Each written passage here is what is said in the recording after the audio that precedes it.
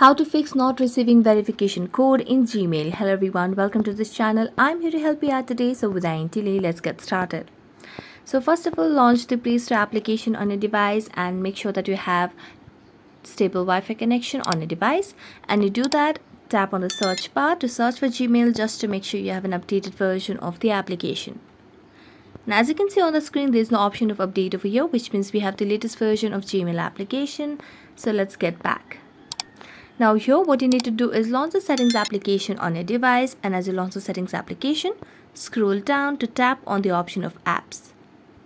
Select on the manage apps option, and as you tap on the manage apps option, tap on the search bar to search for Gmail over here.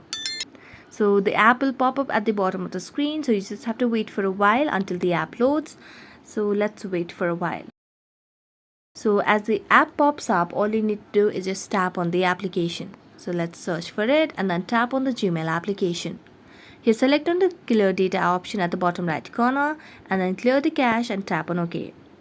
Now as you do that, you also have to make sure that you have entered the correct login credentials so that you receive the code.